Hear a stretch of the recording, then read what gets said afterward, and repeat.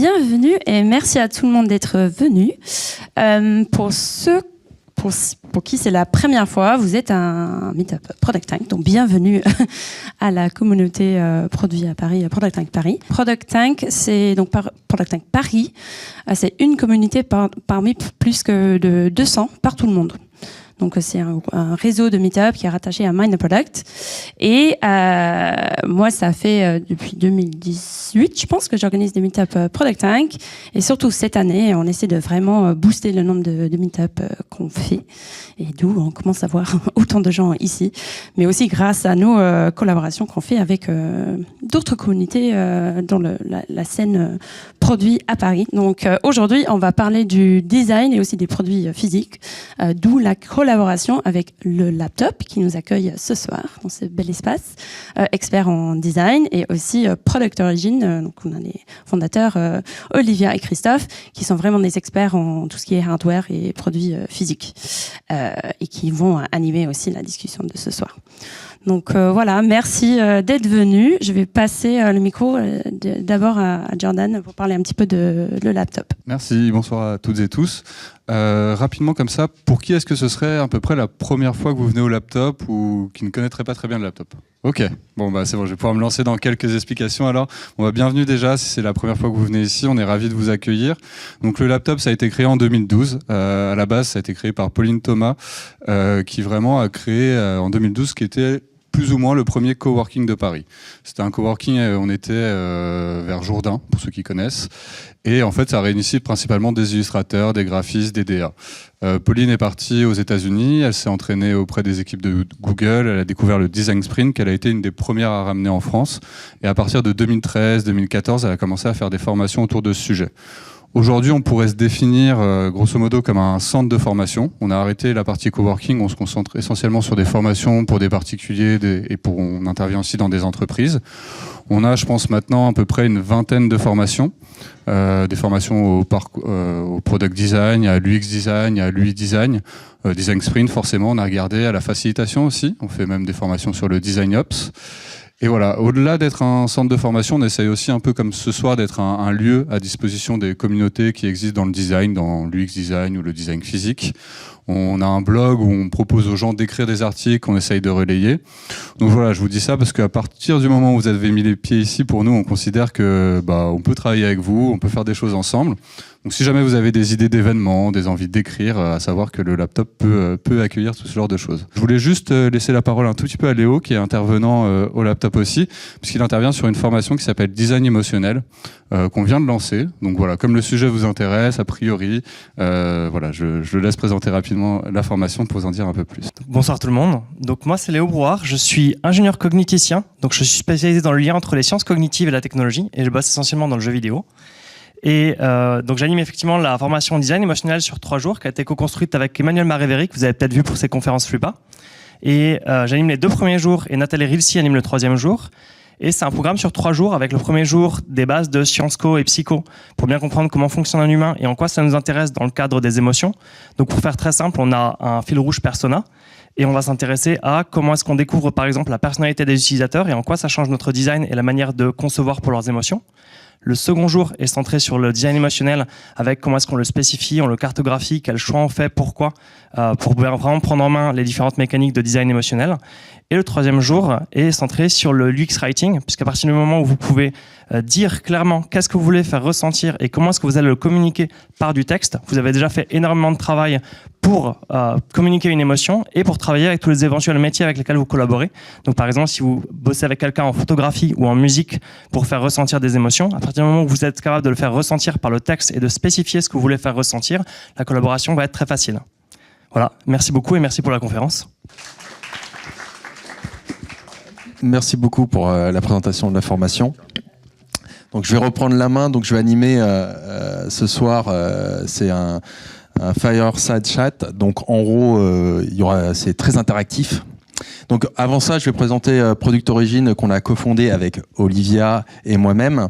Donc le but, c'est d'organiser des événements, de partager, donc de créer une communauté autour plutôt des produits physiques et de leur interaction avec le monde moderne. Donc quand on dit produits physiques, alors il y a du hardware, mais on verra qu'on peut aller sur des objets très physiques qui n'ont pas d'électronique dedans.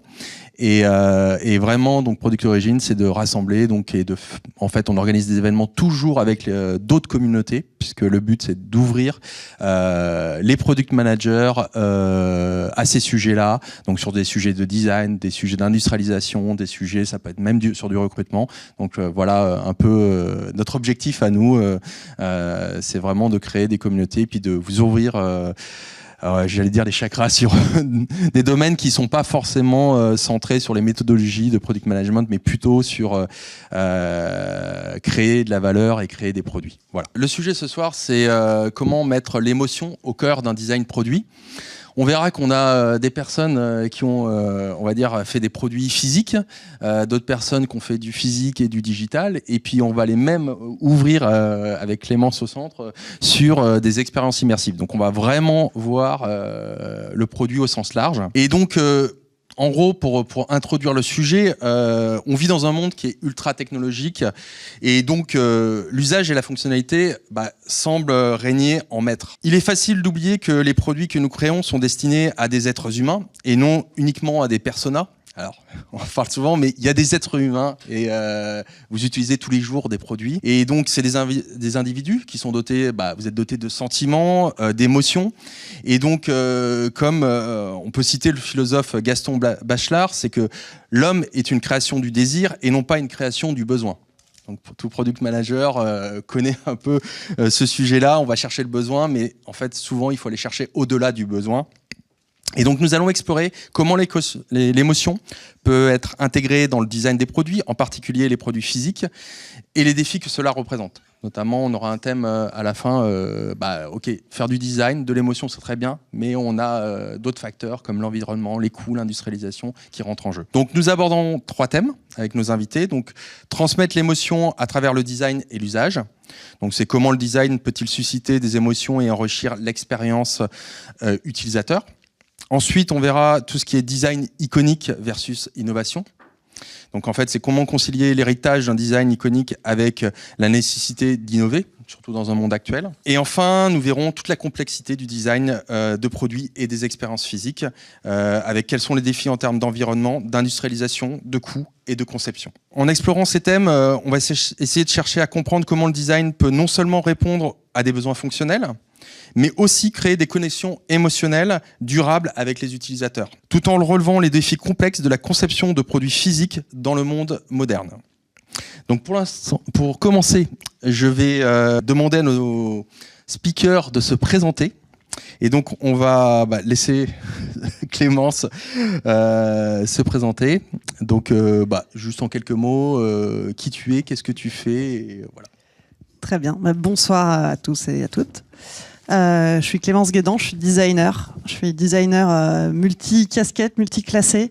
Je fais de l'UX et de l'UI, je fais du game design, je fais du product design, je fais du design de service et je suis spécialisée dans l'immersif. Ma principale casquette actuellement, c'est d'être CPO d'Otypic, une entreprise qui propose des services pour rendre le monde du travail plus inclusif pour les personnes neuroatypiques. J'enseigne aussi en école de jeux vidéo, notamment sur le design émotionnel. Voilà. Et je suis ravie d'être ici ce soir. Bonsoir, donc moi c'est Grégoire Marcarian. Ça fait un bout de temps que je traîne dans le hardware, ça fait peut-être un peu plus de 10 ans.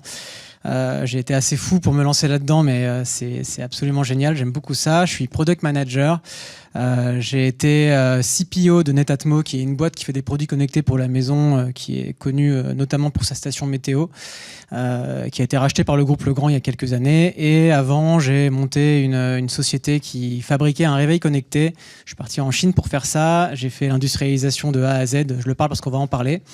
Et je suis vraiment trop content d'être ici, de parler un peu de hardware et des relations entre le physique et le digital. C'est des choses qui me passionnent. Et donc on va finir avec Pierre. Donc moi je suis Pierre Garner, aussi dans le design produit depuis plus de 20 ans. Donc je suis cofondateur et dirigeant d'Helium Studio. Donc nous c'est un studio de design produit, donc on fait que du produit essentiellement. un peu de porosité sur d'autres secteurs, mais seulement du produit. On travaille dans pas mal de domaines. Donc aujourd'hui, alors parmi les dernières réalisations, on travaille avec Free, donc toutes les dernières Freebox. Les Freebox Pop Ultra, on a travaillé dessus. On travaille avec McDonald's, on nous en parle beaucoup parce que toute la vaisselle réutilisable qui a été déployée dans le restaurant McDonald's, c'est un projet qu'on a porté nous. On travaille avec Withings dans les objets connectés, donc on les accompagne depuis la création, pour ceux qui connaissent, qui est une entreprise qui est spécialisée dans des objets connectés dédiés à la santé. Donc en fait depuis 2008 en fait on les accompagne, voilà. Et plus récemment aussi, on travaille aussi pas mal avec la RATP. Entre autres, tous les nouveaux panneaux d'affichage que vous voyez sur le quai du métro, là, qui vous indiquent le nouveau temps du passage du métro, là, c'était un projet sur lequel on a été amené à travailler avec eux ces 2 dernières années. Et effectivement, enchanté aussi de pouvoir partager et enfin parler produits, parce qu'on en parle de moins en moins. Voilà. Et en plus autour de l'émotion, donc il y a un thème qui me tient particulièrement à cœur. Alors, on va commencer avec le premier thème, qui est transmettre l'émotion. Souvent, le design, on pense esthétique, fonctionnalité. C'est un langage qui est plus fort, qui parle vraiment à nos émotions. Ça façonne notre expérience avec le produit, notre relation avec les objets qui nous entourent. On verra aussi que ça peut aussi faciliter le design. Et puis, en fait, on se pose souvent la question, c'est comment le design peut-il susciter des émotions profondes et enrichir l'expérience utilisateur de manière significative. Et donc, lorsqu'on conçoit un produit, il faut vraiment dépasser le simple usage. Souvent, on parle d'usage, de besoin, mais il faut aller au-delà. En fait, ça va permettre de nous plonger en fait dans l'expérience humaine, la relation avec le produit, ce qui fait qu'un produit, on le verra plus tard, peut-être iconique, ou qu'on va avoir, on va faciliter l'adoption d'un produit. Et donc, en gros, on va se poser les questions, quelle émotion voulons-nous susciter chez l'utilisateur, comment utiliser la forme, la texture, l'interface, le son pour créer des expériences émotionnelles cohérentes, comment engager les différents sens. Ça, je sais que Clémence a plein de sujets dessus pour renforcer la connexion avec le produit. En fait, on veut créer des objets qui vont résonner profondément avec leurs utilisateurs et devenir des compagnons de vie plutôt que de simples produits, voire Grégoire appelait ne pas créer des gadgets, quoi, l'effet gadget. Alors, on va commencer avec quelqu'un qui connaît bien ça, puisque on va dire le plus expérimenté, Pierre. Et en fait, est-ce que tu peux nous partager, pour introduire ce thème, ta vision du design et son interaction avec les émotions? La vision du design, ça va être compliqué. Voilà, D'introduire le sujet. D'introduire le sujet. Bon, enfin, on a l'habitude de dire que, comme certaines disciplines, il y a autant de définitions du design et de vision du design qu'il y a de designers. Donc après, c'est un peu personnel. Et on rejoint en ça d'ailleurs un peu les émotions. On a l'habitude de dire que l'émotion, c'est un peu la première des fonctions qu'on doit prendre en compte quand on conçoit un produit. Alors ça peut paraître dit comme ça, on a tendance parfois à se rapprocher sur des choses un petit peu plus objectives. On essaie d'objectiver un petit peu les choses quand on fait du design, ça rassure. D'où parfois on se concentre sur l'aspect fonctionnel, qui peut engendrer des émotions. On y reviendra après sur la complexité aussi. Et en fait, on a l'habitude de dire qu'il y a un peu 3 dimensions sur un projet. C'est Don Norman l'a très bien cartographié, qui est ce qu'il appelle la dimension viscérale, la dimension comportementale et la dimension réflexive. Et en fait, avec ça, on a balayé toutes les émotions et derrière ça, en fait, toutes les dimensions d'un design de produit.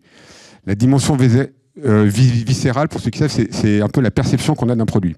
On aime ou on n'aime pas. Bah, et c'est le premier rapport qu'on a en général avec un produit, c'est une dimension assez émotionnelle, comme ça, j'aime, j'aime pas, avant même parfois de comprendre ce que fait le produit. La dimension comportementale, c'est comment on utilise le produit et la facilité avec laquelle on va pouvoir l'utiliser ou pas. Et là, on va rebondir après sur cet aspect-là, sur le deuxième thème, enfin sur la complexité.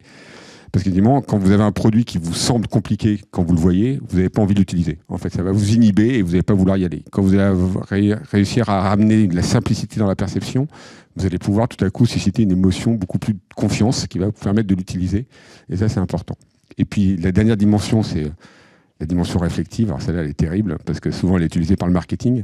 Et c'est un peu l'image que ça va véhiculer, le fait d'avoir ce produit-là avec vous. Qu'est-ce que ça véhicule? Qu'est-ce que ça veut dire? Alors, dans l'automobile, ils le font très bien. Voilà, ils savent très très bien utiliser cette dimension réflexive des émotions pour pouvoir véhiculer une dimension un peu statutaire. Donc parfois, c'est là où on peut devenir un peu l'arme du marketing. Il faut faire un peu attention de ce qu'il y a derrière.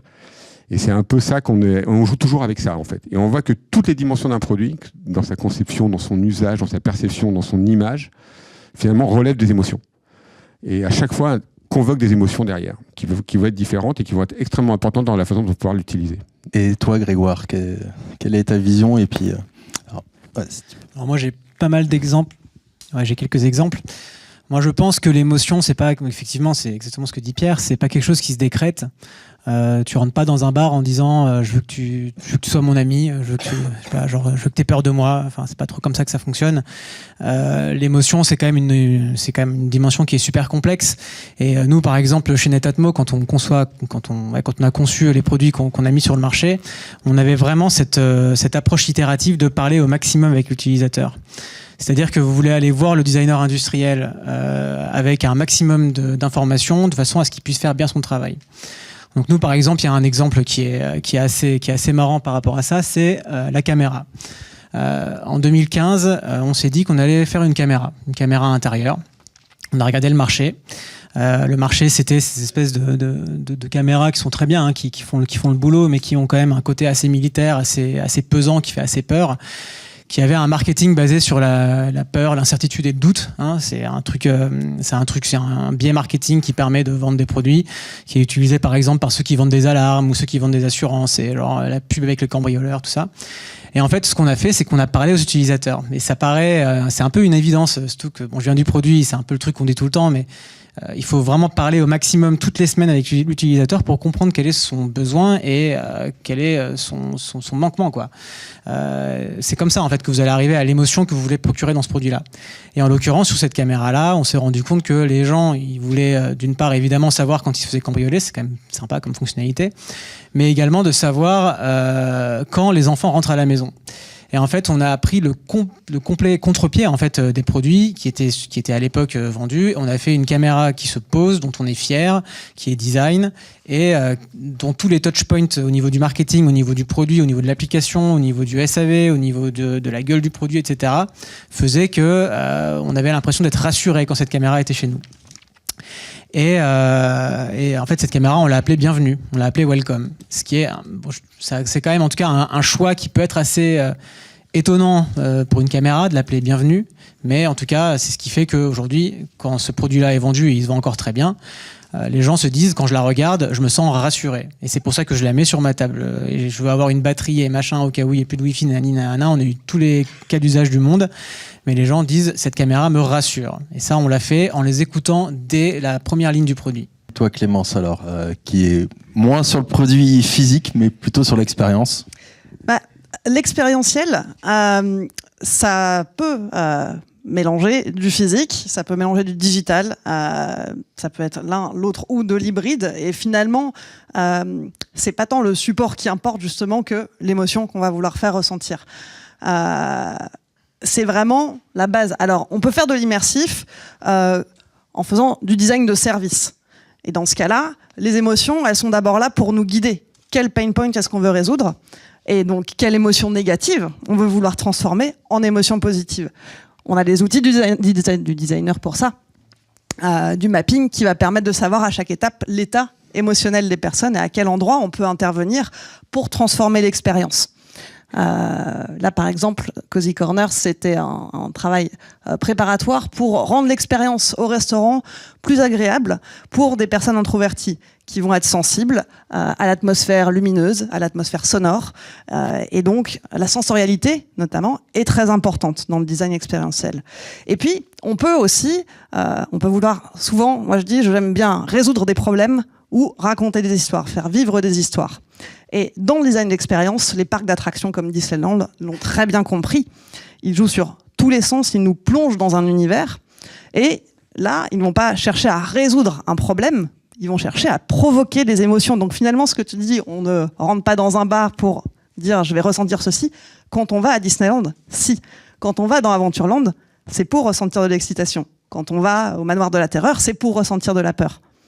Et c'est à travers les émotions qu'on veut susciter chez les utilisateurs, chez les expérienceurs, qu'on va construire l'expérience. Et pour ça, on parlait de sensorialité. C'est vrai que les 5 sens entrent en jeu.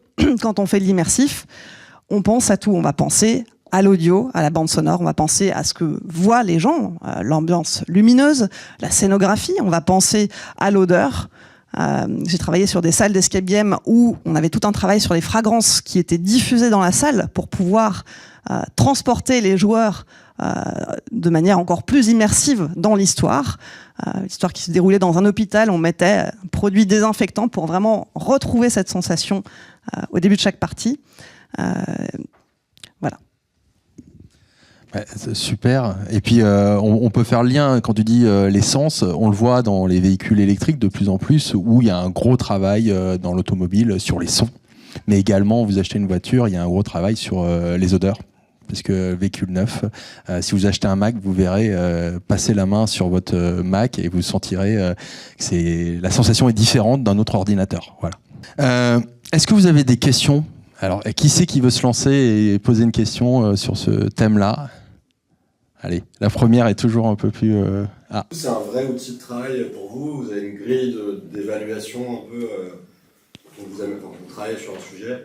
Non, on veut pas avoir une grille d'évaluation par rapport à ça. On l'a en tête, on l'a à l'esprit en fait quand on aborde un projet, et on sait que cette dimension-là, elles existent. Donc on essaye. Alors la dimension viscérale, elle est subjective. Hein, c'est le j'aime pas. Là, c'est vraiment de l'ordre de la perception. Donc là, pour le coup, c'est chaque individu qui va pouvoir l'avoir. Donc on essaye de faire des choses. Alors c'est là où on retrouve un peu la dimension qu'en même temps les designers, on a un peu une relation ambiguë à ça, c'est-à-dire qu'on ne veut pas considérer le design uniquement comme un adjectif, parce que c'est souvent comme ça le produit est design, et puis du coup on réduit un peu, donc on essaie de dépasser ça, et en même temps ça reste quand même une dimension du design, quoi qu'on en dise, en tout cas dans les design de produits, ça reste un moment, voilà. Donc ça c'est la première dimension. Pour la deuxième, la comportementale qui est elle de l'usage, ça nous on y reviendra après sur le thème, on essaie vraiment d'être dans la simplicité. Bon, j'ai pas expliqué les produits qui étaient derrière moi au moment où j'ai pris durant ma prise de parole, mais on essaie vraiment d'amener une satisfaction. En fait, il n'y a rien de plus satisfaisant d'arriver à faire une tâche complexe simplement. Donc si vous arrivez à amener une personne à faire une tâche potentiellement complexe, très simplement, vous allez susciter forcément derrière un engagement, une satisfaction, un plaisir. Vous pouvez le faire aussi par le jeu. On peut le faire, et voilà. Et ça, c'est un autre moyen aussi d'amener parfois à faire des tâches très complexes par le jeu. Résoudre un Rubik's Cube, un casse-tête, ou voir dans des jeux vidéo, il y a vous pouvez faire des fois des séquences extrêmement complexes, et vous le faites de manière assez naturelle. Voilà. Et puis la dernière, l'image. Bon, là. Là, c'est une question. Alors là-dessus, on y fait très attention là-dessus, parce qu'on peut vite dériver vers une forme. On peut vite pervertir ce qu'on va faire. Il faut savoir pourquoi on va le faire. Créer de la valeur au bon endroit, susciter, essayer de mettre les curseurs au bon endroit et d'avoir des réponses justes. Et ça, on essaie d'y faire attention. Alors après, évidemment, ça va dépendre avec la nature du produit, du projet, l'entreprise avec qui on travaille. Voilà. Mais on essaie d'être le plus humble possible, le plus juste possible sur cette dernière dimension. Le second thème, on va parler cette fois-ci de design iconique versus innovation. Donc le but, c'est on va avoir des produits qui ont un héritage, et dans ce monde actuel où on veut absolument innover, la question qu'on va se poser, c'est est-ce que l'innovation est vraiment nécessaire ? Alors on va parler de complexité, de simplicité, et surtout c'est quoi l'équilibre entre la familiarité et la nouveauté, en fait ? C'est ça qu'on va pencher, et comment l'émotion peut aider à pallier tout ça. Et puis aussi, comment on anticipe le futur. Mais parce que je sais que Pierre tout à l'heure aura un bon exemple sur les objets nostalgiques qui peuvent parfois, on a créé une émotion avec l'objet, et ça peut être très intéressant. Des fois, on n'a pas forcément envie d'innover. Et donc, on va commencer, je pense, ce thème avec Clémence. Donc, est-ce que tu peux, toi, nous raconter, dans l'expérience, quelle est l'expérience iconique, ou les petits sujets iconiques qu'on peut retrouver ? Alors moi, je vais un peu prendre les choses à contre-pied, à l'envers, parce que l'immersif, l'expérientiel, ça reste relativement récent, donc de l'iconique, on n'en a pas tant que ça. Et c'est un vrai enjeu, justement, parce que les personnes qui n'ont pas l'habitude de l'immersif, ou les frontières entre ce qui est en jeu dans l'expérience et puis la réalité est très souvent floue, c'est difficile parfois pour les personnes qui vivent ça de voir la limite entre les deux. Dans les escape games, c'est ce qu'on retrouve, et on y reviendra un petit peu plus tard, mais les premières années dans les escapes, les joueurs ne savaient pas toujours s'ils pouvaient manipuler tel ou tel élément du décor, s'ils avaient le droit de le casser ou pas. on ne casse pas dans les escapes en général, mais parfois ça les freinait finalement dans leur progression, dans leur expérience de jeu, parce qu'ils n'avaient pas encore les codes, parce qu'il n'y avait pas d'iconisation de cet univers-là. Et voilà, par exemple, cette expérience, c'est dans un restaurant, Kodawari à Paris, qui a repris tous les éléments du marché aux poissons d'Osaka. Et donc, là, on est dans une expérience complète. La bande-son reprend des bruits du marché. On a toute une scénographie. La façon dont les serveurs s'adressent à vous a également été scriptée. Ça va jusque-là. Et donc, pour les participants, faire la limite, trouver la limite entre les deux, n'est pas toujours évidente. On peut remettre de l'iconique, enfin, on peut commencer à voir se dégager certains éléments. C'est ce que propose Punch Drunk, une des premières compagnies à proposer du théâtre immersif. Eux ont ce masque blanc complètement iconique. Si vous avez peut-être entendu parler de leur spectacle Sleep No More. Et ce masque permet de distinguer les participants des acteurs, des comédiens et des comédiennes. C'est du théâtre immersif. Donc on est plongé au milieu de la scène en tant que spectateur et on va observer, au lieu d'être à distance et de voir des personnes sur une scène qui jouent, on va être au milieu des interactions entre les comédiens et les comédiennes. Ce masque, il est iconique parce que aujourd'hui c'est le symbole de cette compagnie, mais il a aussi une fonction puisqu'il va permettre aux comédiens de se retrouver parmi toute la foule. Donc on commence à voir des usages qui se développent, mais c'est encore le tout début.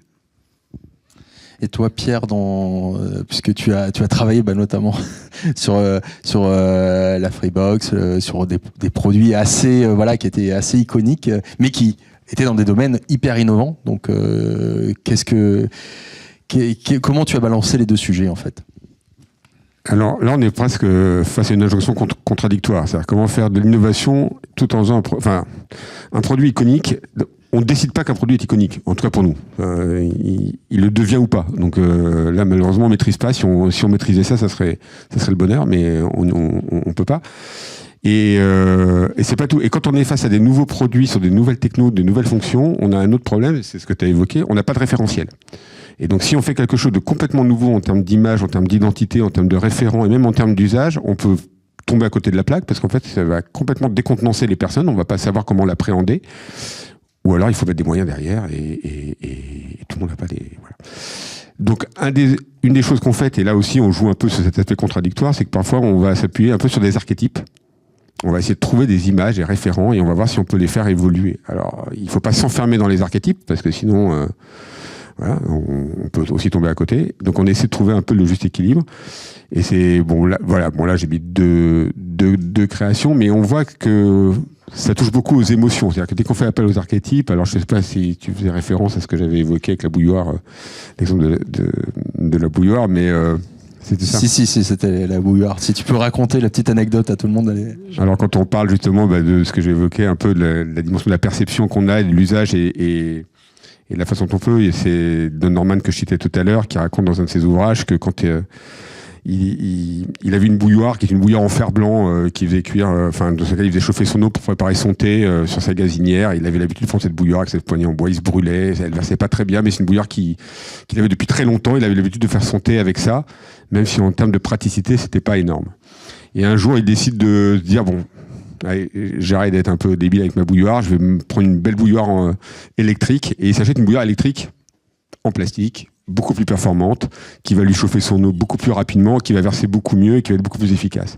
Et très vite, en fait, il abandonne l'usage de sa bouilloire électrique parce que dans ce que ça lui véhicule, dans la façon dont il s'en sert, en fait, même les contraintes d'usage qu'il avait avec sa bouilloire en fer blanc, dans le rituel qu'il avait, dans la façon qu'il avait de s'en servir, il trouvait que il prenait plus de plaisir à faire son thé comme ça que de le faire de manière plus pratique. Donc on voit en fait que même parfois le comportemental, avoir une ergonomie ou un scénario d'usage particulièrement abouti, ça ne peut ne pas suffire à une adoption. Et même parfois un produit qui va être moins bien d'un point de vue fonctionnel, on va pouvoir l'adopter. Alors dans la mode, on l'a bien compris. Je ne sais pas si c'était une marque de chaussures allemande, Mephisto, vous pouvez les essayer, c'est très confortable. Il y a plein de gens qui vont préférer porter des chaussures moins confortables, mais qui vont avoir... voilà. Donc, et ça, c'est que du ressort émotionnel. Hein. On n'est pas du tout... Voilà. Donc en fait, cette notion-là, elle elle est assez importante. Et alors, comment on fait un produit iconique? Après ça, on peut pas le décider, mais en fait, on essaie de faire ça par la simplicité. C'est-à-dire que si on a un produit dont l'adoption se fait sur toutes les dimensions et de manière un petit peu large, il peut s'inscrire dans une sorte de mémoire populaire. Alors pourquoi j'ai mis cette balance Weezing? Parce que quand on l'a dessinée en 2008, c'était la première balance connectée. On a essayé, elle avait pas mal de fonctionnalités, on a essayé de cacher la technique. Pour plein de raisons, je ne vais pas revenir dessus. Mais en fait, c'est un produit qui a été depuis énormément... qui en a inspiré pas mal d'autres, on va dire. D'autres acteurs qui sont arrivés, c'est les premiers entrants sur le marché de la balance connectée et qui a un peu posé un référent. Alors, je ne vais pas dire une icône, je vais être très humble, parce qu'on va pas dire que puis l'icône de la balance, on va pas non plus s'emballer. Hein. On parle qu'une balance dans une salle de bain, hein, donc c'est pas non plus... voilà. Mais je te dis, c'est assez intéressant la balance, hein, parce que quand on a fait le design, ça renvoie quand même une information très personnelle, qu'on n'a pas toujours envie de voir d'ailleurs. D'ailleurs, il y a un rapport très compliqué avec la balance. Hein, et c'était un vrai... Là, quand on parlait d'adoption, c'était un vrai sujet pour nous, parce que, en fait, ce que propose Weezing, ça n'a de sens qu'à partir du moment où vous pesez régulièrement. Et en fait, on s'aperçoit que les gens montent dessus, et si le résultat leur plaît pas, ils descendent. Et avant même que toutes les mesures aient été faites. Donc ça, ils les ont. Comme les balances sont connectées, ils ont tous les chiffres. Donc ils savent très bien. Donc les gens montent dessus. Et si le chiffre qui apparaît, hop, bah, plutôt que d'aller au bout du process, parce que pour avoir un certain nombre de mesures, ça peut prendre 30 secondes, mais ils descendent tout de suite. Donc là, on a même été twister le truc. Et maintenant, il y a ce qu'ils appellent un mode œil fermé, qui fait qu'elle ne vous affiche pas votre poids. Vous montez dessus le matin, elle ne va pas vous afficher votre poids, enfin une mesure, et elle vous affichera le poids à la fin, quand vous aurez aussi, pour être sûr d'avoir toutes les autres mesures qui sont aussi importantes pour pouvoir suivre votre santé. Voilà. Donc on a aussi des biais là-dessus. Voilà. Mais au-delà de ça, en termes d'image, effectivement, c'est devenu une référence. Et toi, Grégoire, chez Netatmo, bah, notamment, voilà. Alors effectivement, je suis d'accord avec Pierre. Évidemment, on rentre pas dans un bar en disant j'ai une tête iconique. Ça c'est pas un truc ça se décrète pas. Il faut que ça se vive. En l'occurrence, sur le thermostat Netatmo, nous on a eu une approche très similaire à Weezing. C'est des boîtes qui sont assez plus ou moins cousines, quoi. Donc effectivement, le fait d'avoir le digital et le connecté qui est rentré dans les produits du quotidien a fait qu'il y a eu une espèce de reset du design de beaucoup de produits. En l'occurrence, le thermostat. Donc, un thermostat, c'est le truc qui se met sur le mur, qui sert à contrôler votre chaudière et à avoir la température adéquate selon vos besoins. À l'époque, et encore un peu aujourd'hui, un thermostat, c'était une espèce de machin avec plein de boutons, un peu infâme, un peu velu. D'ailleurs, je parlais avec le directeur marketing, d'une grande marque de chaudière que je ne citerai pas, qui me disait, nous, à l'époque, c'était si la boîte d'en face avait 8 boutons, nous, il nous en fallait 9. Parce que sinon, vous comprenez, le donneur d'ordre, il regarde le marketing de l'étiquette, nanana, bon. Le fait d'avoir du connecté, ça a fait que le téléphone a remplacé beaucoup de fonctionnalités qui étaient où il fallait il fallait rentrer dans les menus et se taper une expérience horrible. Et donc ça a fait que ça a vachement simplifié le produit. Et en fait, pour créer un design entre guillemets iconique, on a en tout cas essayé de tout mettre de notre côté. Pour nous, un design iconique, c'était un design qui était déjà simple, donc assez minimaliste. 2, qui était fonctionnel, donc qui servait à quelque chose. 3, qui était reconnaissable, donc il fallait pas que ce soit une commodité ou un truc qu'on peut trouver partout dans la rue. 4, il faut qu'il soit beau, évidemment, il faut pas que ce soit un truc immonde, bien évidemment. Et 5, il faut que ce soit innovant. Ça, c'était notre précepte. Pour être innovant, c'est compliqué. Surtout pour rester innovant, je pense que c'est la plus grosse gageure du product design. Donc on est allé voir un mec qui s'appelle Philippe Stark, qui est un peu connu, qui a fait 2-3 trucs dans sa vie. On est allé le voir pour 2 raisons. La première, c'est qu'on était une petite boîte de blanc-bec et on ne pouvait pas dire aux gens faites-nous confiance pour gérer votre chauffage, parce que autant une caméra ou une station météo, si elle tombe en panne, c'est pas très très grave. Autant votre thermostat, s'il tombe en panne, vous allez avoir votre compagne ou votre compagnon qui va gueuler un petit peu, donc c'est pas terrible. Donc il faut que les gens aient confiance dans la marque, confiance dans le produit. Donc le fait d'avoir en gros Stark qui monte les muscles, enfin le logo Stark, il n'y avait pas une photo de Stark, il y a le logo Stark qui monte les muscles, là d'un seul coup ça change le produit de dimension. Et aussi parce que Stark, il bosse quand même pas mal, ce garçon. Donc il nous a fait un design qui est très aérien, très minimaliste. On a viré tous les boutons, on a mis que 2 boutons plus moins et un écran qui affiche la température actuelle et la température cible. Simple, mais vraiment simple. Et ce produit est sorti en 2013. Et ce qu'on a fait en revanche pour innover à l'intérieur, c'est qu'on a constamment rajouté les dernières technologies à l'intérieur. Donc vous prenez vous enlevez le châssis, vous enlevez l'écran, vous prenez la carte, le circuit électronique d'un thermostat 2024, il n'a pas du tout la même tête qu'un thermostat 2013. Donc il faut quand même rester à la page du marché. Le meilleur exemple, c'est bien évidemment Apple, où chaque année, on est tous déçus en ce moment qu'ils sortent juste un truc avec un bouton en plus, mais en fait, c'est par design, c'est qu'à le dire. C'est une volonté de la part de la marque en fait, une fois que le design est vraiment presque parfait, entre guillemets, ça sert à rien de le changer, sauf grosse innovation qui fait que la forme doit suivre la fonction. Et en fait, la meilleure raison, le meilleur exemple pour lequel on peut dire que le design de ce thermostat est iconique, c'est que en fait, nos clients ne nous ont jamais demandé de le changer. Et en fait, c'est ça, c'est-à-dire que si vos clients ne se plaignent pas du design, ça sert à rien de le changer, ça coûte trop cher de le changer. Donc, ça sert à rien de le changer. C'est comme ça qu'on a le même depuis 11 ans et il va pas changer ce design. Ouais, merci beaucoup.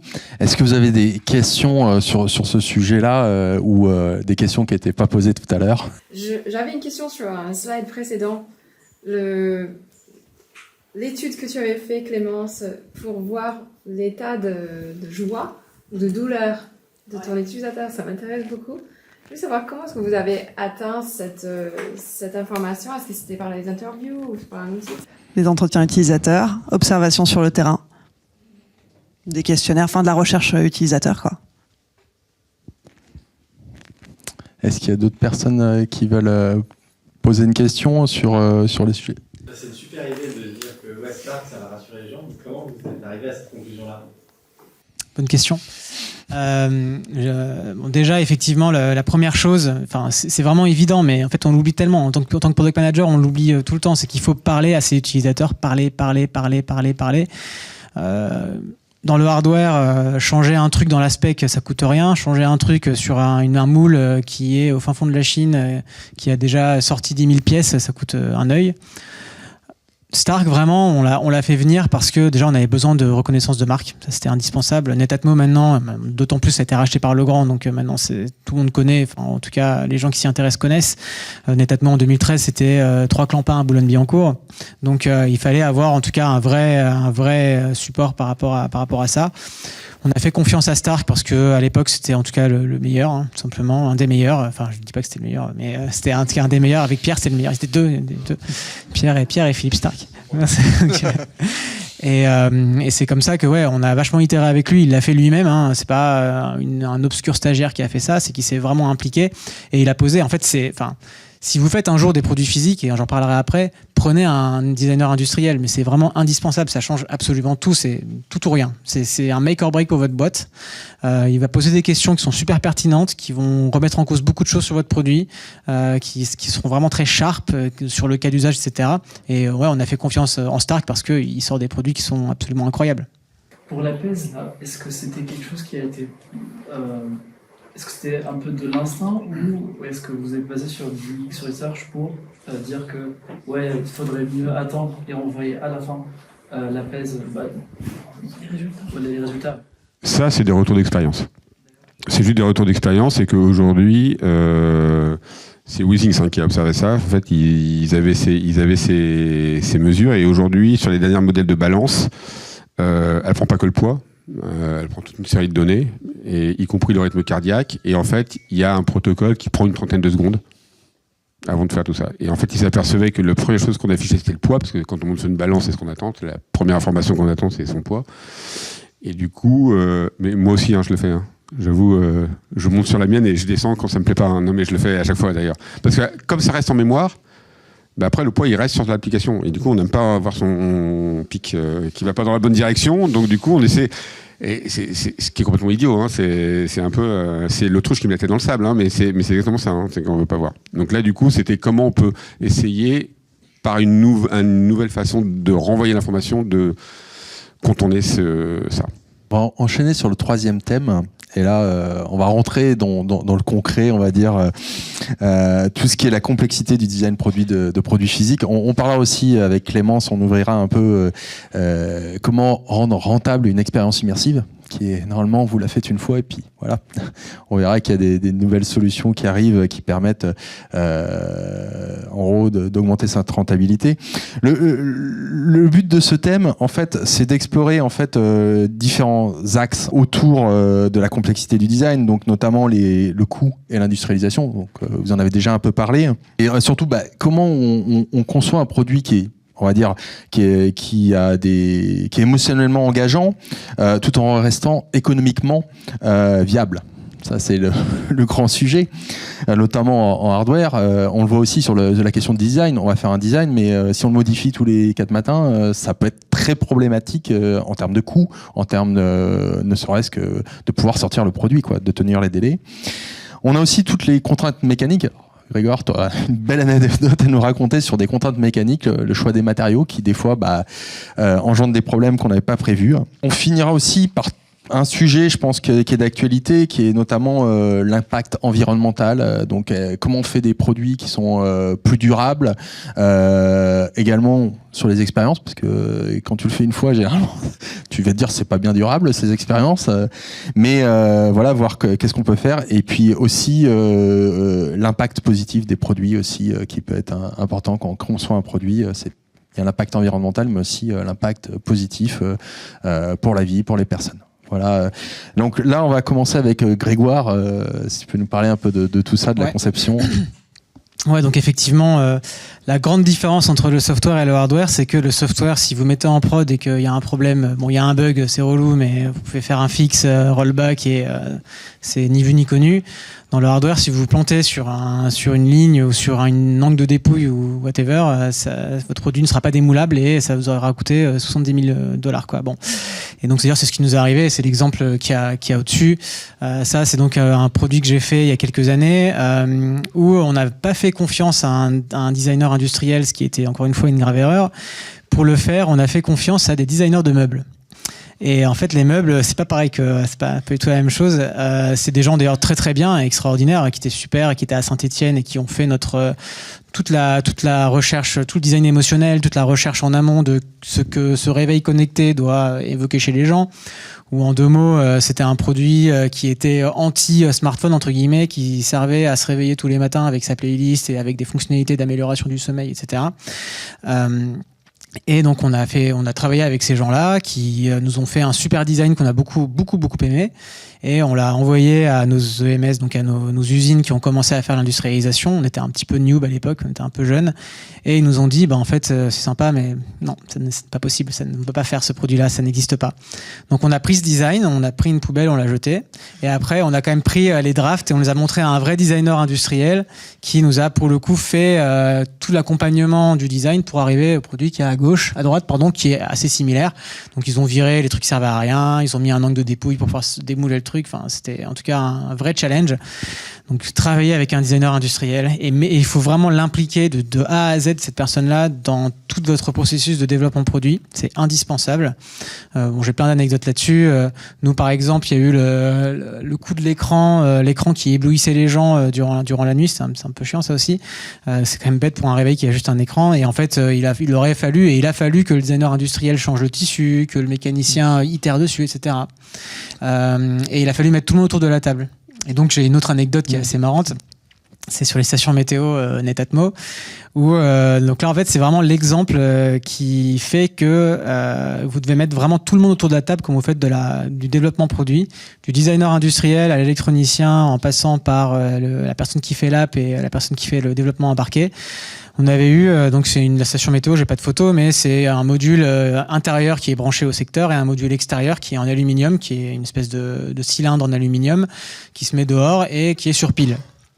Et on s'était planté à un moment ou à un autre dans le développement électronique et également un peu dans le design, je pense, parce que dans le développement électronique, on avait fait en sorte qu'on avait oublié de mettre un composant qui faisait que les piles ne pouvaient pas se recharger. C'est-à-dire que si vous mettez les piles à l'envers, il y avait la pile numéro 1 qui allait recharger la pile numéro 2. Et ça, quand les piles sont pas rechargeables, faut pas faire ça. Vraiment, faut pas faire ça. Très mauvaise nouvelle. Et donc, ce qui s'est passé, c'est que le designer industriel n'avait pas vu ce cas d'usage-là, le mécanicien non plus, l'électronicien avait oublié. La personne qui a fait le développement embarqué a complètement zappé tapait de mettre un garde-fou dans le code pour éviter ce genre de cas. Et on s'est retrouvé avec des concours de gens qui mettaient leur pile à l'envers et qui posaient leur station météo, qui attendaient quelques heures. Et en fait, quand les piles non rechargeables sont rechargées, elles ont cette fâcheuse tendance à exploser. Donc ça faisait des fusées qui décollaient dans le ciel. On avait des vidéos comme ça de petits modules comme ça qui décollent dans le ciel. Bon, c'est grave. En vrai, c'est rigolo, mais c'est grave. Parce que bon, ça peut tuer quelqu'un en soi. Et quand tu fais du hardware, t'as pas envie de foutre le feu chez les gens ni d'éborgner quelqu'un. C'est quand même vraiment mieux. Et donc c'est là où c'est un chemin de croix. Mais ce qui est essentiel, c'est vraiment que tout le monde soit autour de la table, du designer industriel au développeur de l'application. Sinon, on va pas y arriver, quoi. C'est vraiment indispensable, ce product crew qui avance toutes les semaines vers l'industrialisation. Merci beaucoup pour cette petite anecdote. Pierre, avant que tu répondes à ce sujet, j'ai quand même une question pour toi, parce qu'on parle de designer industriel, mais on a discuté juste avant. J'aimerais bien qu'on précise, voilà, qu'est-ce qu'un designer industriel, parce que on voit beaucoup de designers. Je ne sais pas si tout le monde sait exactement ce qu'est un designer industriel et les compétences qu'il a, notamment dans la complexité d'un produit physique. Oui, alors effectivement, le design, c'est une profession qui s'est pas mal développée ces dernières années, et tant mieux. Et comme toute profession qui a un peu pris d'ampleur, et il y a eu, alors parfois avec de manière plus ou moins heureuse, mais c'est une profession qui s'est un peu spécialisée. Donc aujourd'hui, effectivement, dans les années 60-70, on était designer, il y avait un designer. Voilà. Et puis c'est vrai que c'est une profession qui s'est du coup, c'est très bien en se développant, qui a créé des spécialités en designer, en design management, design de service, design de politique publique, design industriel, design graphique, design de la mode, etc. Et le design industriel maintenant, effectivement, nous on est vraiment, c'est une discipline qui est vraiment orientée sur la conception de produits. D'ailleurs, merci du coup tu fais ma pub, c'est bien. Je te remercie. Mais c'est vraiment une approche du design à travers le produit, sur la conception de toutes les dimensions d'un produit, jusqu'à l'accompagnement, à l'industrialisation. Donc on n'est pas des ingénieurs, mais on finit par avoir quelques compétences pour discuter avec des ingénieurs, qu'ils soient électroniciens quand c'est le cas, ou méca. Et effectivement, comme tu le soulignais, c'est assez complexe. Alors pour répondre à la dernière partie de la question qui était sur l'écologie, effectivement l'approche environnementale, on l'a pas particulièrement développée là, mais c'est quelque chose qui aujourd'hui alors depuis longtemps on le prend en compte et qui est crucial. Alors quand on est prestataire de service, en fait, avoir une approche éco-responsable, ça va plus loin que le produit. Le produit est une des réponses, mais c'est souvent une approche beaucoup plus globale.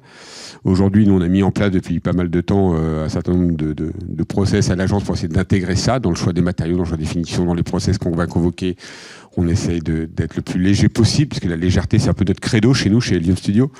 Là, plus récemment, on vient d'avoir une certification EcoVadis qui nous permet aussi d'aller un peu plus loin et surtout d'avoir un plan d'action avec une vision. C'est pas simplement et de qualifier les choses.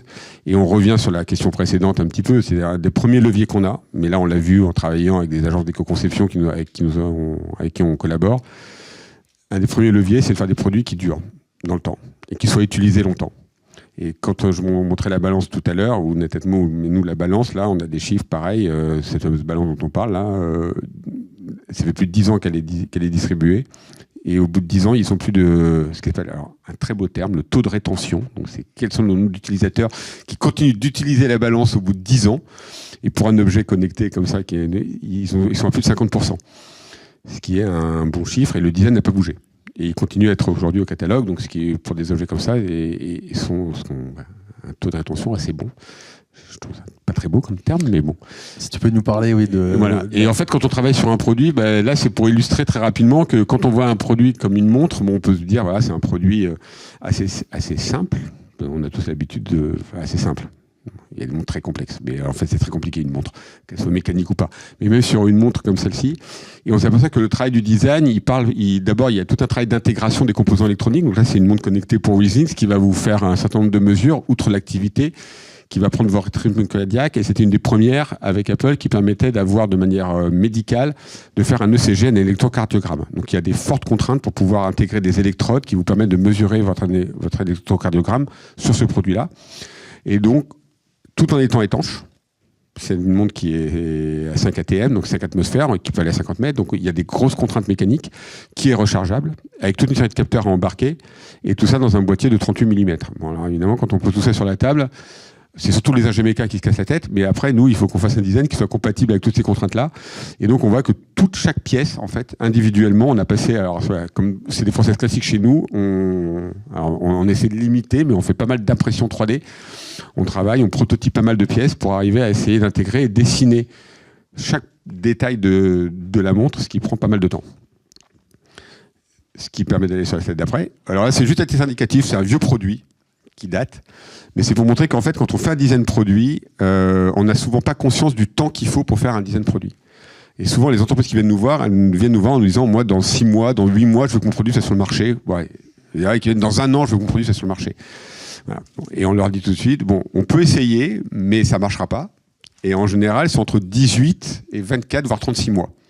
Voilà. Le temps de développement, entre le moment où on commence une étude design et le moment où le produit est sur le marché, allez, 18 à 24 mois, c'est souvent un peu le délai.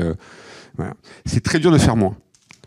Alors, autant c'est facile, et en fait, il faut distinguer de faire un prototype et de faire un produit fini. Ce qu'on appelle, alors ce que les anglo-saxons appellent le design for prototyping et le design for manufacturing. Le design for prototyping qui vous permet d'avoir un produit qui a l'aspect de votre produit final et qui marche. Vous allez pouvoir faire un salon, aller voir des investisseurs, vous allez avoir un vrai produit, fait en 1, 5, voire 10 exemplaires. C'est pas très compliqué. Ça, on peut le faire en 6, 8 mois, ça se fait. Faire un vrai produit, ensuite passer de ça à un produit qui soit industrialisé, qui ait passé les certifications, qui ait fait les moules, qui soit vendu et en rayon, il faut rajouter en général 1 an, en moyenne. C'est un coût, évidemment. Et comme tu le soulignais très bien, moi j'ai l'habitude de dire, c'est un peu un fusil à un coup pour une start-up en tout cas, par exemple. Et bon, quand on se plante là, il faut rectifier le tir et refaire un produit 6 mois après parce qu'on s'est planté. Donc il vaut mieux prendre un peu de temps en amont pour bien penser son produit, pour essayer de le faire. Et ça c'est assez intéressant parce que c'est une télécommande qui a été développée par une start-up française qui était géolocalisée, pour ceux qui connaissent peut-être 7X. Donc c'était une télécommande qui était ils avaient développé une technologie brevetée qui permet de commander tous les objets connectés de la maison uniquement par une technologie de point and click, c'est-à-dire qu'on pointe l'objet et l'interface apparaît automatiquement sur la télécommande. On n'a pas besoin d'aller la chercher sur un menu. Donc ça veut dire que si j'ai une lampe, je pointe ma lampe et automatiquement je peux l'allumer, l'éteindre et régler la température de la lampe ou l'intensité de la lampe. Si j'ai une serrure connectée, je peux pointer ma porte et je peux ouvrir ma porte ou pas. Et après, il y avait plein de cas de scénarios. Donc, on pouvait aussi pointer ses fenêtres et du coup, on pouvait baisser ses rideaux, voilà, et pointer sa télé et puis commander sa télé ou son enceinte connectée. Le produit, pour vous dire que ça a été vite, c'est qu'on l'a commencé l'étude en septembre et au mois de janvier, on était au CES et on présentait une première maquette d'aspect avec un POC fonctionnel. Donc, le POC fonctionnel, il avait un design qui était bulky. Mais on avait à côté une maquette d'aspect. V2, V3, V4. On fait un suivi de développement donc ça sur toute l'année 2016, et on fait la base de recharge.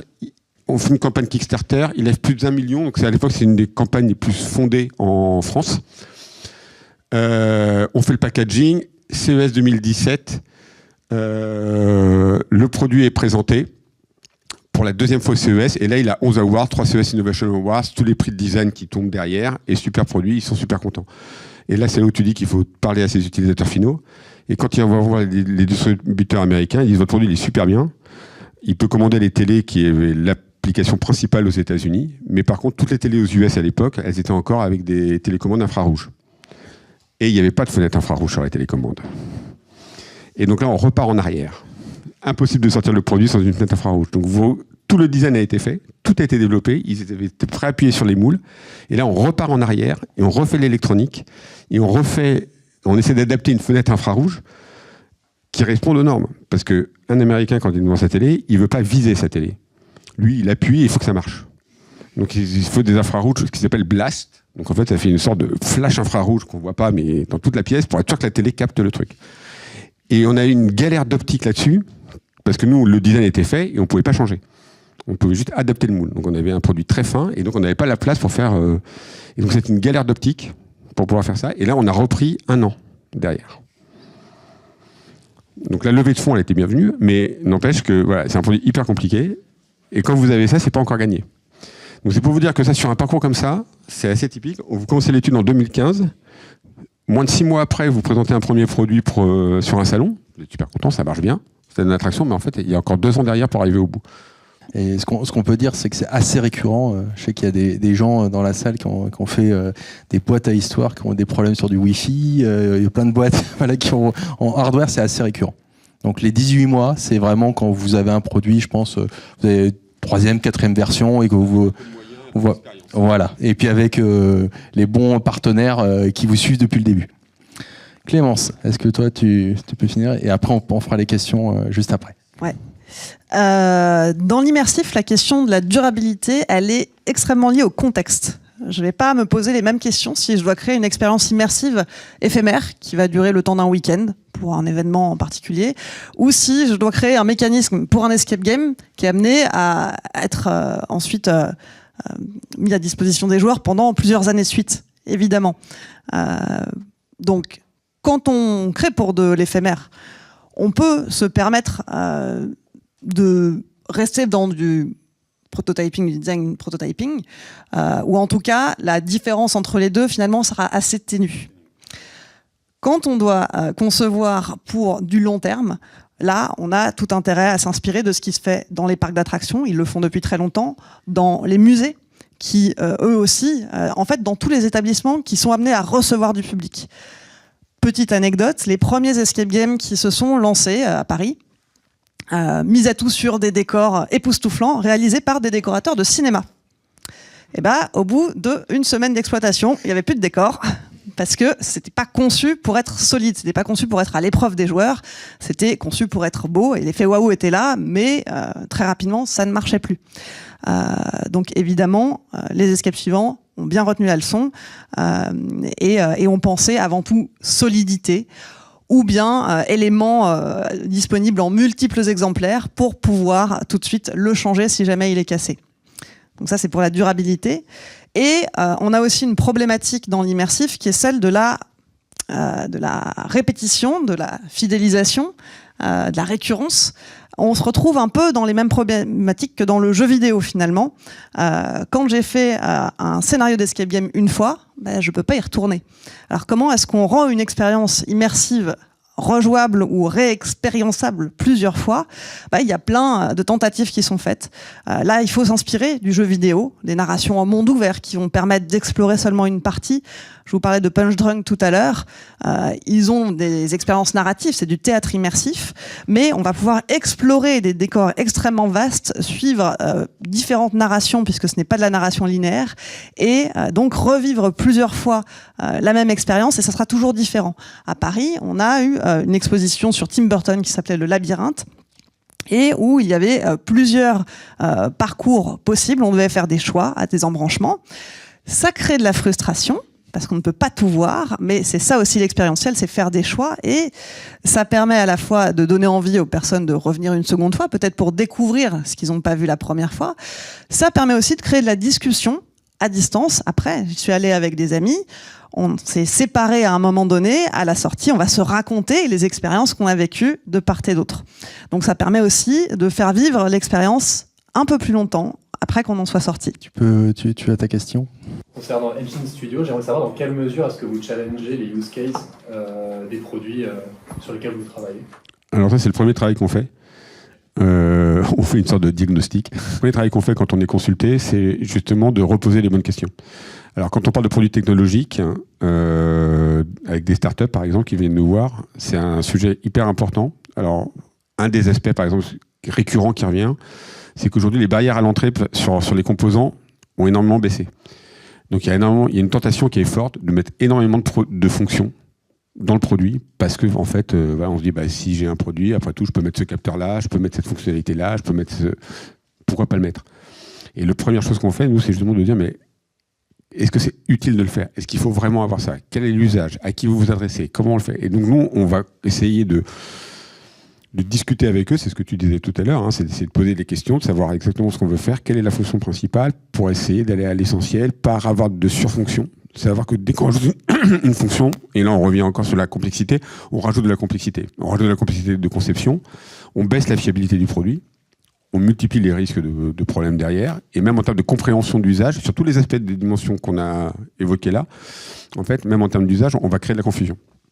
Potentiellement. Et au niveau marketing aussi. C'est-à-dire que si vous avez un produit qui est trop multifonction, vous savez plus ce que vous faites. Alors là, un jour, je crois que je vais faire une intervention sur montrer tous les échecs qu'on a pu avoir, ce qui est plus riche d'enseignements que les produits qui ont marché en fait. Et il y a des produits un produit qu'on a dessiné pour une entreprise qui s'appelle Invoxia, que j'adore, qui s'appelait Tribi, qui était une sorte d'enceinte connectée multifonction. Une fois qu'on l'avait adopté, moi je l'ai adopté dans ma famille, c'était absolument génial. C'est un produit de communication. Les enfants pouvaient communiquer avec les parents, pouvaient appeler les parents, on pouvait envoyer des messages, il y avait un écran Ink, on pouvait envoyer des émoticônes, etc. C'est un produit qui était impossible à distribuer et à vendre. Toutes les personnes qui l'avaient, une fois qu'on leur expliquait, ils l'adoraient, ils l'adoptaient. Mais par contre, comprendre ce que ça faisait, c'était ultra compliqué. Et même dans les réseaux de distribution physique, ils ne savaient même pas où le mettre. À la FNAC, je ne savais pas s'ils mettaient avec les radios, avec les enceintes connectées, avec un truc pour les enfants. Enfin, ils ne savaient pas où le mettre, en fait. Et donc, toute cette intégration de fonctions, savoir où on va, c'est le premier travail qu'on fait. Lorsqu'il y a un raté avec un produit physique, c'est quoi la stratégie? Par exemple, pour les voitures, ils font des rappels de voitures, mais avec des plus petits produits. C'est une bonne question. On fait des rappels déjà. Hein. Bon, ça arrive. Ce produit est dangereux. On a eu des caméras extérieures qui avaient aussi tendance à. Je sais pas pourquoi les trucs décollent chez nous. Donc c'était genre cloué au mur et il y avait un truc dans le. Tu t'es trompé de secteur. Hein, c'est le spatial. Hein. C'est ça. Putain, voilà, on aurait dû faire ça. Ouais, dans ces cas-là, tu fais un rappel produit et tu fais un changement pro bono, quoi, enfin gratuitement. Bon, normalement, quand même, bon, nous, c'était quand même la petite start-up. C'était une époque, c'était un petit bout de temps, donc ça a un peu changé depuis. Normalement, avec toutes les certifications aujourd'hui, c'est compliqué d'arriver à faire un produit qui explose. Vraiment, faut vraiment le vouloir, enfin, dès qu'il arrive, mais ouais, c'est rappel produit, email, et puis après, si la personne ne veut pas le renvoyer, elle ne le renvoie pas. Hein, mais on n'a pas trop eu ça, nous, donc on n'a pas été trop impacté par ça. Peut-être toi, Pierre, tu as plus d'infos là-dessus, mais c'est similaire, quoi, je suppose. Alors on n'a pas forcément le suivi. Par contre, ce qu'on a pu observer, c'est que quand un produit, effectivement, sort à un niveau de maturité moyen, et là, parce qu'il n'a pas respecté les normes, parce qu'on va aller trop vite. Et alors, c'est tout le problème quand on lance un produit. Hein. C'est que là aussi, on est, encore une fois, face à une injonction contradictoire. C'est-à-dire on veut que le produit sorte vite parce qu'on a besoin il faut qu'il se vende. Et en même temps, et puis il y a des investisseurs parfois qui disent il faut que le produit sorte. Et en même temps, si on le sort trop vite, les ratings sont pas bons. Les retours sont pas bons. Et là aussi, ça peut avoir un impact hyper fort sur la suite du projet, parce que si les notes sont pas bonnes, ensuite derrière, ça peut être très très dur de remonter. Enfin, on descend vite, on remonte. Quand on remonte, tout doucement. Parce que l'indice de confiance, il est compliqué à acquérir. D'où l'importance de prendre le temps au début, même dans son plan de développement, de prendre le temps de faire des produits qui soient le plus matures possible. Juste pour ajouter, donc c'est quand même assez rare effectivement qu'il y ait des problèmes qui ont trait à la sécurité physique du produit. Par contre, ça arrive tout le temps qu'il y ait des bugs, qu'il y ait des cas d'usage qu'on a complètement ratés ou c'était pas du tout ce que l'utilisateur voulait. Ce qui est cool avec les produits connectés, c'est qu'ils sont connectés, donc on peut les mettre à jour, on peut trouver des subterfuges pour que l'utilisateur voit pas certains aspects du produit à base d'appui-bouton, de LED qui clignotent. Enfin, on fait un peu de magie dans ces trucs-là et à la fin, magiquement, l'utilisateur retombe sur ses pieds. Ouais, on a quand même des moyens, mais de toute façon, bon, encore une fois, hein, ce sera mon totem du jour, faut parler à cet utilisateur pour pas. Enfin, bon, c'est qu'elle de le dire, partir dans l'espace, quoi. Hein. C'est très facile de s'inventer une vie, de s'inventer un monde. Donc, voilà. Ouais, c'est le cas aussi pour l'expérientiel. Hein. On est exactement sur les mêmes problématiques, notamment pour les jeux. Quand on pense qu'un joueur va réaliser telle ou telle action, il doit faire ça pour débloquer la suite. Il faut tester, parce que si on a des équipes qui se retrouvent ensuite coincées à la moitié, ça pose problème. Moi, j'ai une question sur le design immersif. Je voudrais savoir, ça m'intéresse de manière générale, comment on arrive à créer ces expériences immersives? Ça représente combien de temps ces projets-là en moyenne? Combien de corps de métier? J'imagine que c'est pas uniquement une personne qui, en interrogeant des utilisateurs, va dire tiens, ils ont envie d'avoir un truc escape game sur Toutankhamon. C'est plus compliqué que ça. Ça fonctionne comment? Alors, ça dépend du scope, ça dépend vraiment de la taille, du budget du client, du souhait derrière. On peut faire de l'immersif de loisir, c'est ce qui est le plus connu aujourd'hui avec les escape games notamment. On peut faire de l'immersif aussi à visée éducative, on va pouvoir passer par de la réalité virtuelle. Donc, la dimension du projet va faire la longueur. On peut facilement arriver sur des durées assez similaires à celles que tu as énoncées. Par exemple, l'escape game autour de Batman. Donc en plus, il y a une licence qui s'est installée à la Villette depuis quelques mois. C'est le fruit de plusieurs années de travail. Là, en termes d'intervenants, on a aussi tout corps de métier. Ça va des fabricants de décors aux personnes qui ont fait de l'électronique et des mécanismes, les designers qui ont conçu le parcours utilisateur, les game designers qui ont conçu les énigmes à l'intérieur des parcours. En fait, plus le projet est gros, plus on va avoir une spécialisation des rôles, mais ça c'est le cas sur à peu près n'importe quel projet. Après, moi j'ai travaillé seul sur des projets à beaucoup plus petite échelle, et dans ce cas-là, le designer est chef d'orchestre et couteau suisse, et on va devoir savoir tout faire. C'est pour ça que je commençais en disant je suis multiclassé. Quand je travaille sur des petites expériences, petit scope, je vais faire le sound design, je vais écrire la narration, je vais faire du design graphique s'il y a des éléments graphiques à sortir. Je fais pas encore d'électronique, donc je délègue, mais voilà, en fonction du scope du projet, on peut aller de quelque chose réalisable avec une toute petite équipe à des projets beaucoup plus importants.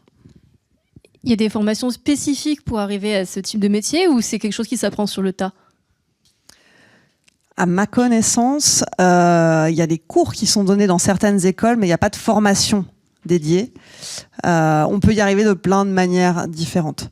Pas mal de personnes qui sont arrivées dans ce secteur-là, des confrères, des consoeurs, étaient designers UX en général auparavant, designers de service, pas mal dans le monde du jeu vidéo. Mais pas forcément. Et je pense que le design de service, de manière générale, est une bonne porte d'entrée. Merci. Tu disais, c'est des compétences. Je pense que les 3 personnes qui sont ici peuvent te dire que, en gros, quand tu designes un produit ou quand tu construis un produit, il faut vivre ses échecs. Ce que disait Pierre, il faut vivre ses échecs. Donc, la formation, c'est bien, mais le vivre par l'expérience, je pense que on a tous eu des expériences de produits qui ont foiré vraiment, et où là, tu dois remonter la pente, et c'est là où tu apprends le plus. Bonsoir. Question pour ces produits physiques que je connais peu, je suis plutôt du digital. Comment est-ce que vous faites pour ces produits qui ont des très longues durées de conception, plusieurs années, où il faut parler beaucoup avec des utilisateurs, ça on l'a compris, et vous avez des partenaires internationaux industriels, j'entendais parler de moules en Chine. Comment est-ce que vous vous assurez que ces produits innovants, pour lesquels il faut avoir la bonne idée, lorsque vous avez la bonne idée, que cette idée reste la vôtre tout au long de ces années de conception, et pour éviter que d'autres sortent votre produit avant vous, alors que vous parlez à beaucoup de monde, vous faites des salons, il faut parler à des industriels. Comment est-ce que vous vous assurez de ça? Alors c'est une très bonne question. Dans les produits connectés, il y a donc la partie connectée qui est quand même difficile à copier. Les produits sont identifiés, en tous les cas, nous on n'a jamais vraiment vu de contrefaçon sur des produits connectés. Peut-être que Pierre aura plus d'expérience sur les produits physiques classiques qui n'ont pas une connectivité. Je pense que la contrefaçon, c'est un fait, c'est un truc qui existe, notamment sur les produits de commodité qui sont très simples. Quand on fait du produit, il n'y a pas que le produit, il y a surtout la distribution, c'est le truc le plus important. Ça j'aurais pas le dire ici, mais c'est limite plus important que le produit. C'est à la distribution, c'est le go-to-market, s'assurer que savoir dans quel canal vous allez distribuer le produit, s'assurer que le canal est défensible. Par exemple, d'ailleurs, j'ai une anecdote par rapport à ça, c'est les fabricants de machines à laver, pourquoi ils se font pas copier? Parce qu'en soi, il n'y a rien de plus bête qu'une machine à laver, et une machine à laver fabriquée en Chine, ça coûte... elles sont fabriquées en Chine, vous allez me dire, mais une machine à laver fabriquée en Chine par des entreprises chinoises qui font du dumping et qui cherchent pas à faire de la marge tout de suite, en soi, ça pourrait inonder le marché. C'est pas le cas parce qu'ils maîtrisent très très bien leurs canaux de distribution. Par exemple, la machine à laver 1200 tours par minute avec le programme Super White de Bosch, elle sera distribuée que chez Boulanger, dans le Boulanger limite de la Courneuve. La machine à laver qui est exactement la même, mais 1400 tours par minute avec le programme Sport de Siemens, elle sera distribuée uniquement chez Darty, dans un autre Darty, quoi.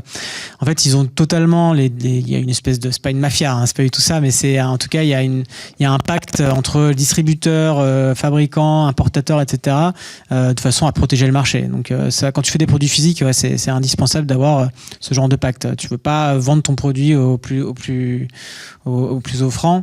C'est un peu moins le cas, effectivement, avec les trucs verticaux du style AliExpress, Shein, Temu, etc., où eux, ils se dispensent totalement de la distribution. Mais ce qu'on voit quand même, c'est qu'au global, les gens sont vachement attachés à la distribution des produits. Ils ont confiance en des produits qui sont vendus dans des magasins.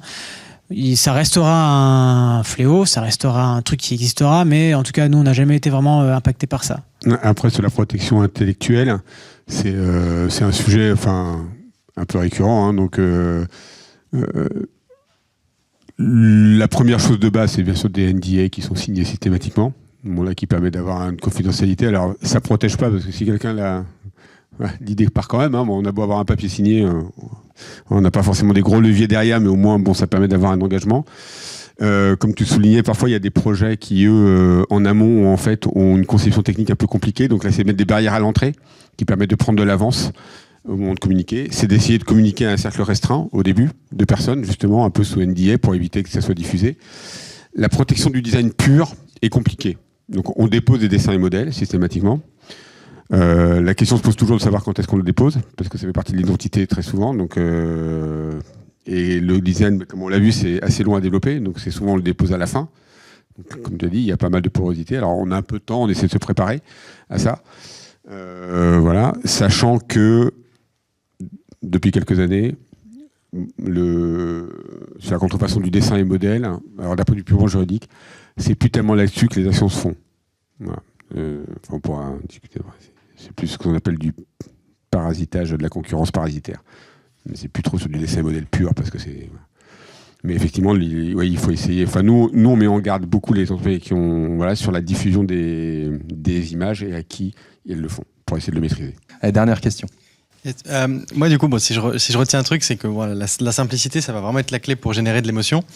Et est-ce que vous n'avez pas eu le cas où vous allez faire votre étude, vous avez conçu un produit simple, et derrière, vous avez votre donneur d'ordre qui vous dit « Ah ouais, mais non, mais en fait, je veux absolument que tu introduises cette feature, plus cette feature, plus cette feature », et qui arrive à vous faire sortir de votre produit qui était simple à la base. Est-ce que vous avez déjà été confronté et réussi à lutter contre ces rajouts de features comme ça sur votre produit pur ? Je vois les 2-3 collègues, anciens collègues de Netatmo qui me regardent en souriant parce qu'ils ont été... Jamais été confronté. Non, j'ai jamais été confronté personnellement. Enfin, si. En fait, en général, ça vient pas de nulle part. En gros, en l'occurrence, c'est sûr que quand une startup comme Netatmo a été rachetée par un mastodonte comme Legrand, ils vont vouloir affiner leur... pour dire ça de façon prude, ils vont vouloir affiner le produit à leur marché. Faut dire non, c'est compliqué. Faut dire non, faut comprendre pourquoi ils veulent faire ça. Faut leur dire il y a d'autres façons d'y arriver, etc. Mais oui, je suis d'accord. Ça dépend du pouvoir de la personne qui est en face. Dans les boîtes un petit peu à l'ancienne, en général, c'est des cycles en V. Donc, tu as une partie R&D, une partie marketing. Le marketing conçoit le truc. Après, elle envoie ça à la R&D et elle lui parle plus du tout. Et dans une boîte qui est beaucoup plus, en tout cas dans le product, la R&D, le marketing, c'est un peu la même équipe qui est gérée par le product manager, donc on a moins ça. Mais effectivement, ça fait partie des trucs où il y a un peu de casse au début, où il faut essayer de comprendre, il faut avoir de l'empathie avec la personne qui est en face, parce que elle, sa fonctionnalité, elle n'est pas pourrie, elle a un intérêt, elle sert forcément à quelque chose, elle sert pour son marché, pour ses clients peut-être. Mais ouais, il faut être empathique, réfléchir, trouver les bons mots et dire non. Voilà. C'est ça à peu près. On a eu plusieurs exemples où on nous a demandé de rajouter des fonctions, comme je le disais tout à l'heure. J'ai pas souvenir. En fait, dans la discussion, on arrive en général, quand on a des bons arguments, à faire comprendre que c'est pas forcément pertinent de le faire. Et ensuite, il y a encore des tests qui permettent aussi de le montrer. Donc ça, c'est des choses qu'on peut évaluer. Et parfois, effectivement, quand on a un doute aussi, parce qu'on n'a pas toujours... c'est pas parce qu'on est designer qu'on a une parole qui prévaut sur d'autres. Donc on doute aussi. Donc parfois, effectivement, c'est des tests qui vont permettre d'évaluer la pertinence ou pas d'ajouter une fonction, d'ajouter... Toujours dans le champ de simplicité, évidemment, mais parfois, effectivement, il y a des fonctions qui sont aussi obligées. Et puis, il y a des biais marketing, c'est-à-dire qu'il y a des produits où il y a des fonctions qui sont attendues. Et puis, parfois, on ajoute des fonctions qui n'impactent pas le design. Alors, c'est un tas de trucs, mais physiquement, par exemple, on a des produits où, justement, on va nous rajouter une fonction, on est à peine au courant que la fonction a été rajoutée. Je reparle du passe-personne. À un moment, il y a eu des gros enjeux sur la qualité de l'air. Et Weezings avait mis un capteur de CO2 dans le passe-personne parce qu'effectivement, On ne doit pas demander notre avis. Voilà. Parfois, là, ils l'ont fait. Ça ne nous a pas impacté. Mais bon. Écoutez, on va terminer cet échange. Déjà, merci à nos 3 speakers. J'espère que ça vous a plu. Et puis, vous pouvez continuer à leur poser leurs questions. Merci pour ceux qui ont posé les questions. Et puis, Anna, est-ce que tu voulais conclure Non, j'allais juste aussi rajouter des remerciements donc à toi et à Olivia aussi, team Product Origin, et aussi bien sûr des super speakers. Et puis on va remercier le laptop. Tout le monde, juste des remerciements, voilà. Et je pense que la discussion aussi l'idée c'est que ça puisse continuer autour d'un verre, un petit bout à manger aussi. Donc même si vous n'avez pas pu poser une question, c'est pas à la fin, on va faire un petit pot.